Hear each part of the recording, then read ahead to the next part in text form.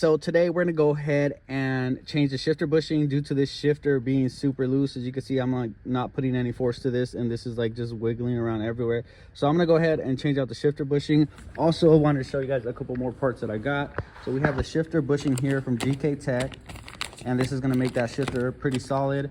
Then we have this transmission boot here that goes over. I'll show you guys exactly where all this stuff goes. And then followed by, we have this insulator shifter, surround insulator. We also have this one here. This is another boot that goes over that. And we have this bracket here that goes over both of them. We also have the hardware here that we're gonna be putting all of this stuff. And I got all this stuff from Gktech. So I'm gonna show you guys how to remove the old shifter bushing and install the new one. So in order to remove this around, first things first, we're gonna have to remove the shift knob. Once we remove the shift knob, we pop this off. So you pop this thing off. After you pop this thing off, there's one bolt in there that you have to remove.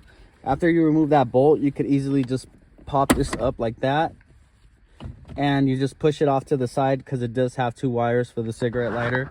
So that's what I'm gonna do. I'm gonna remove the shift knob. So I'm gonna put you guys on a time lapse, remove all this stuff, and then we'll get to what's in here, and then I'll get back to you guys and show you guys exactly what you need to do to remove the shifter and change everything out that you need to change out. The shift boot was hanging super low. Once I have that other piece in there, that's gonna fix this issue here. So now it's gonna be sitting upright the way it should be. Shifter surround is now off. It came off pretty easy because these were already disconnected. These were a little bit of a pain to disconnect, but I got them out. The shifter is now loose and ready to remove. The only thing holding this thing down is the snap ring right here.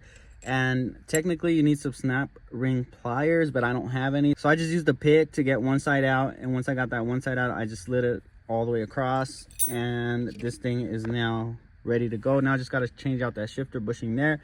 I'm going to attempt to remove this old shifter bushing with these vice grips. And you can see it's like super loose, just moving all over the place. Also need to add some grease to the new one, so I'll do that. I got the old shifter bushing out, and it looks a little worn out. It doesn't look too bad, but you could feel it more than you could see it, I guess you could say. As far as the new shifter is on, it feels solid. I put grease on it. I don't really want to touch it right now. I was going to show you guys, but I don't want to get my hands full of grease. So yeah, that's on. So now all we got to do is put the shifter back into place. But before we do that, I got to go ahead and slip this boot up through the top of this and get it down there. So once I do that, I'll get back to you guys.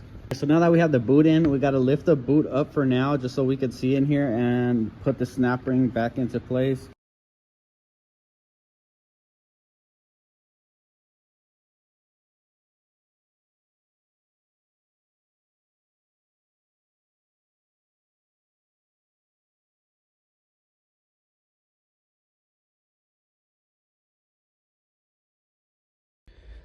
So the Gktech shifter bushing and the Gktech installation is finally on. This thing is so much firmer than it was before. Before it was all loose, and now, I mean, it's a little bit loose, but not as bad as it was before.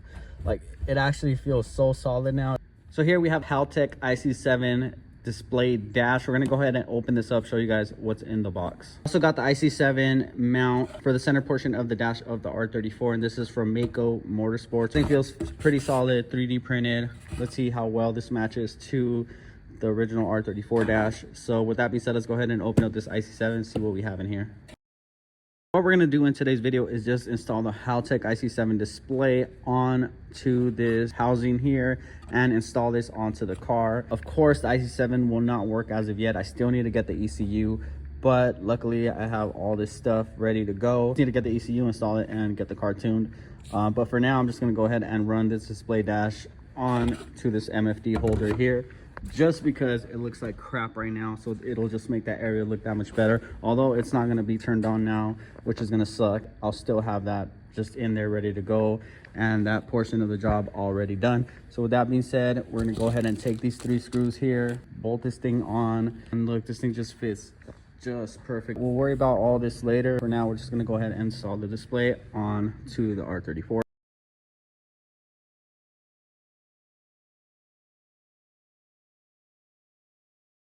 So So the Haltech ic7 display is finally installed, as well as the Mako motorsports mounting housing for the ic7. Man, I gotta say, this thing looks great. Not only does it look great, but the housing really matches the color and texture of the dash. It is pretty insane how well this thing matches, and it's crazy how it's so like driver centered alongside the Nismo cluster. Can't wait to get that thing up and running. So from this angle, this thing looks freaking crazy. It looks really good, but coming back this way, I don't know, I feel like it just goes to way too bulky. Like, look at all this space down here. They could have brought this down a little bit more. I used to have the bottom of the screen sitting at this line right here. If they ever decide to make another one that sits lower, I'll definitely buy that. But with that being said, thank you guys so much for watching. Once again, it rains. Peace.